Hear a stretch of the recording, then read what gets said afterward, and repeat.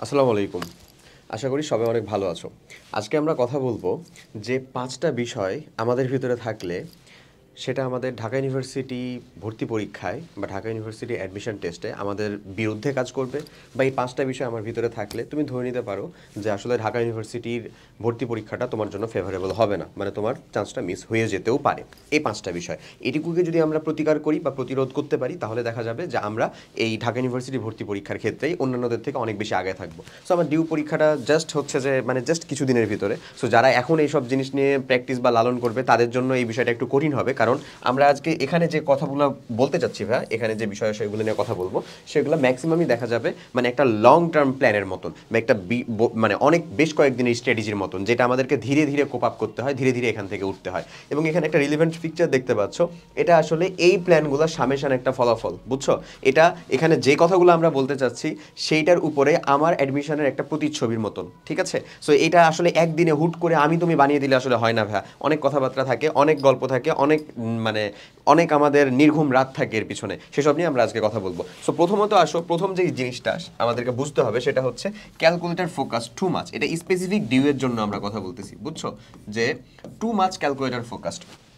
আমরা যদি HSC life থেকে আপ টু এইচএসসি পর্যন্ত তুমি প্র্যাকটিক্যাল এক্সাম দিয়ে দিলে, ততদিন পর্যন্ত তুমি একটা সুন্দর সাইন্টিফিক ক্যালকুলেটর ইউজ করতে পারবা। হ্যাঁ, খুব ভালো কথা, তুমি ক্যালকুলেটর খুব ভালো ইউজ করতে পারো, খুব দ্রুত ইউজ করতে পারো, খুব তাড়াতাড়ি ক্যালকুলেশন করতে পারো সেখান থেকে। You are very welcome, no problem. But তোমার যদি টার্গেটটা ঢাকা ইউনিভার্সিটির মতন হয়ে থাকে তাহলে সিম্পল সিম্পল কিছু ক্যালকুলেশন, 1/3 সমান কত, আমাদের 2/5 সমান কত, এই টাইপের যে ক্যালকুলেশনগুলো, ঠিক আছে, এটা তোমার এইচএসসি লাইফ থেকে অ্যাটলিস্ট মানে প্র্যাকটিস করতে থাকা উচিত। √3 এর ভ্যালু কত, হ্যাঁ, তারপরে 1/√2 এর ভ্যালুটা কত বা কীরকম আসতে পারে, কাছাকাছি একটা অ্যাজাম্পশন, এই জিনিসগুলো ক্যালকুলেটারে ছাড়া, উইদাউট ক্যালকুলেটার অবশ্যই তোমার উচিত এইচএসসি লাইফ থেকে একটা টেন্ডেন্সি থাকা যে এত বড় বড় ক্যালকুলেশন না হোক, ছোটোখাটো যে ক্যালকুলেশনগুলো আছে সেগুলো যেন আমি ভালো মতন একটু চেষ্টা করি এই এই বয়স থেকেই, এইচএসসি থেকেই, ঠিক আছে?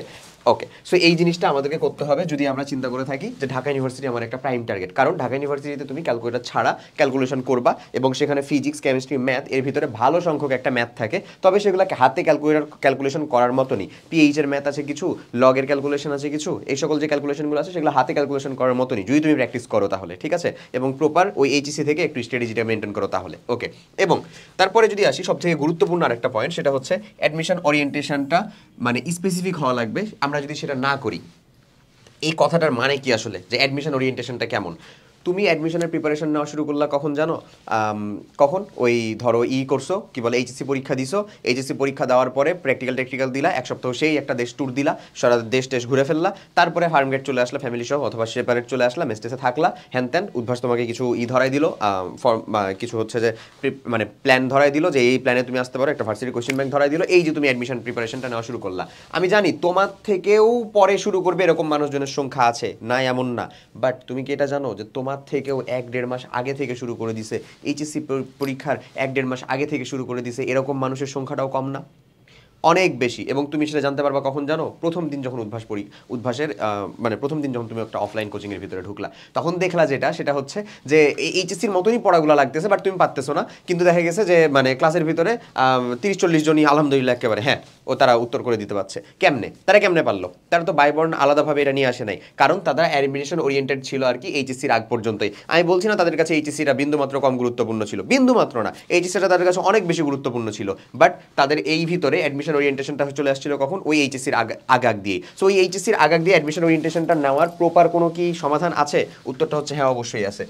হচ্ছে আমাদের স্বপ্ন যদি হয় হচ্ছে ঢাবি, স্পেসিফিক আমরা বলতেছি, স্বপ্ন যদি হয় হচ্ছে আমাদের ঢাবি, তাহলে প্রি অ্যাডমিশন যে কোর্সটা আমরা এইখানে লঞ্চ করতেছি, সেই অ্যাডমিশনটার ভিতরে যুক্ত থাকা তোমার জন্য বাধ্যতামূলক। তুমি যদি এই অ্যাডমিশন কোর্সের ভিতরে যুক্ত হও তাহলে এইচএসসি এবং তোমার অ্যাডমিশন পর্যন্ত যে সময়টা, সেই সময়টাকে আরামসে তুমি কোপ আপ করে ফেলতে পারবা, বোঝা গেছে? সো ওইটার প্রি বুকিং লিঙ্কটাও তুমি এখানে পেয়ে যাবা, ঠিক আছে? তো তুমি আরামসে হচ্ছে যে এই মানে ডেমো ক্লাসগুলো দেখে দেখে এটার ভিতরে যুক্ত হতে পারো, ওকে। এখন কথা হচ্ছে যে এই প্রি অ্যাডমিশন কোর্সটা কি আসলে আমাদের জন্য জরুরি?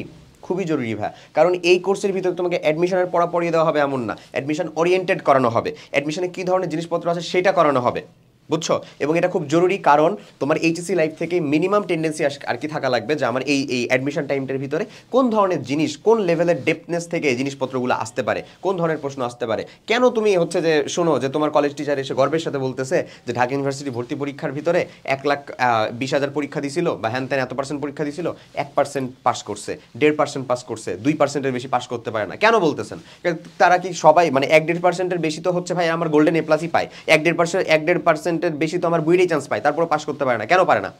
সমস্যাটা কোথায় আসলে? কোনো না কোথাও তো ঝামেলা হচ্ছে।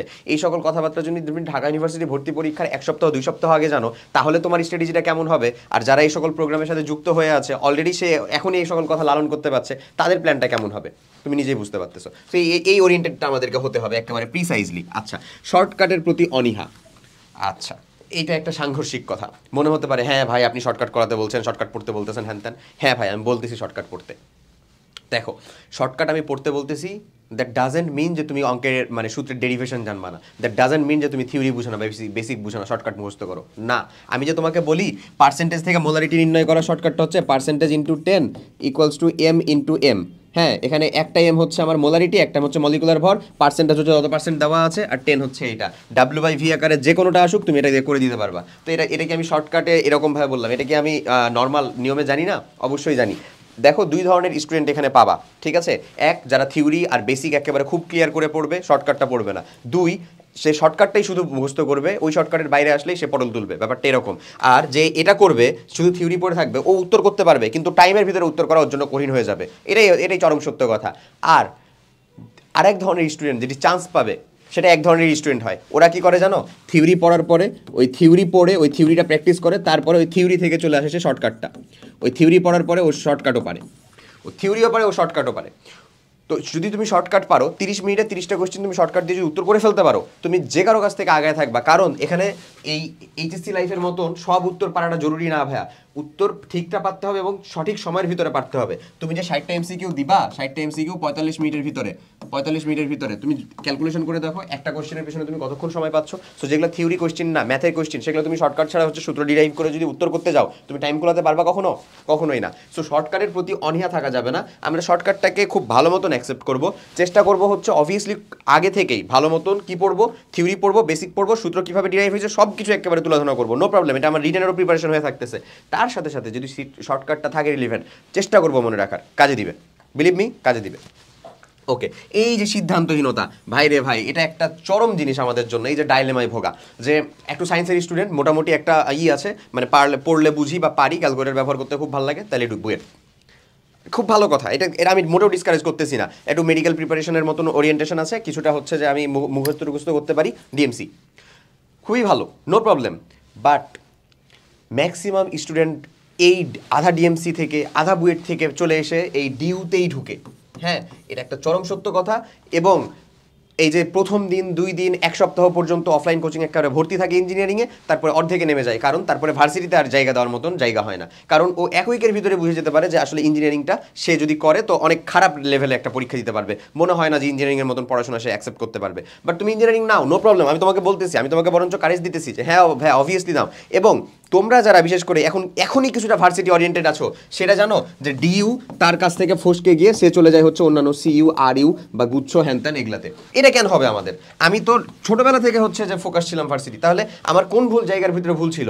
হ্যাঁ, এই জায়গার ভিতরেই ভুল ছিল যে আমরা যখন ভার্সিটি প্রিপারেশন নিই, তখন এটা না চাইতেও একটা সত্য কথা যে আমরা বুয়েট প্রিপারেশন বা একটা ইঞ্জিনিয়ারিং প্রিপারেশন নেওয়ার মতন অতটা বেশি ডেপথ থেকে পড়াশোনা কমপ্লিট করি না। সো আমার জায়গাটা আসলে কারা খেয়ে দেয় জানো? এই যে বুয়েট থেকে ল্যাং খাওয়া পাবলিকগুলা, যারা বুয়েট থেকে একটুর জন্য ল্যাংটা খাবে তারা এসে হচ্ছে ডিউতে জায়গা নিবে, যারা ডিএমসি থেকে একটুর জন্য ল্যাংটা খাবে তারা এসে ডিএমসি মানে ডিউতে এসে জায়গা নিবে, তারা এসে যে ডিউটির ভিতরে ঢুকে যায়। কারণ আমি যখন ডিউ প্রিপারেশন নিয়েছিলাম, ওরা যখন সেপারেটলি বুয়েট ডিএমসি প্রিপারেশন নিয়েছিল, আমার থেকে কিছুটা বেশি প্রিপারেশন নিয়েছিল। এবং তোমাকে একটা মানে সিম্পল তথ্য দেই, সেটা হলো আমাদের ডিউর ভিতরে 1815টা সিট আছে ভাই, এই 1815টা সিটের ভিতরে দেখা যায় 1200 থেকে 1300 স্টুডেন্টই ছিল যাদের ভার্সিটি প্রিপারেশন ছিল না, তারা ছিল হচ্ছে আইদার বুয়েট প্রিপেয়ার্ড অথবা ডিএমসি বা মেডিকেল প্রিপারেশন ছিল। এই দুইটা প্রিপারেশন থেকে 1200 স্টুডেন্ট, বাকি স্টুডেন্ট যেটা হচ্ছে অর্ধেকের থেকেও কম, ওই স্টুডেন্ট সংখ্যা ছিল কি তারা হচ্ছে লিটারালি ভার্সিটি প্রিপারেশন নিয়েছিল এবং ভার্সিটিতে। আমি আমার ডিপার্টমেন্টের কথা বলছি, আমার ডিপার্টমেন্টের ভিতরে যদি 50টা যদি না 50টা স্টুডেন্ট আছে, তার ভিতরে 37 জন আমরা এখন কন্টিনিউ করতেছি। এর মধ্যে মাত্র 2 জন আছে যে ভার্সিটি প্রিপারেশনই নিয়েছিল এবং ভার্সিটিতে চান্স পাইছে। বাকি 33টা পাবলিকই হয় নিজে হচ্ছে বুয়েট থেকে ল্যাং খাইছে অথবা হচ্ছে ডিউ থেকে খাইছে। আমার নিজের কথা আমি বলতেছি, আমি ভার্সিটি প্রিপারেশনে ছিলাম না এমন। সো আমরা যারা ভার্সিটি প্রিপারেশন নিয়েছিলাম ডিউকে টার্গেট করে, তারা দেখবে শেষমেশ জায়গা হচ্ছে হয় সিইউ, আরইউ অথবা গুচ্ছ অথবা জাহাঙ্গীরনগর বা আদার্স কোনো ইউনিভার্সিটি। আমি কাউকে ছোট বড় করতেছি না, আমার কথা হচ্ছে তুমি যদি ডিউ টার্গেট নিয়ে থাকো তাহলে তোমার পড়াশোনার স্ট্র্যাটেজিটা ওরকমভাবে মেনটেন করো যেরকমভাবে আমরা বলতেছি, তাহলে তুমি এই জায়গার ভিতরে টার্গেট নিছো, ইনশাল্লাহ এই জায়গার ভিতরেই থাকবা। তুমি এখান থেকে স্লিপ করবা কেন?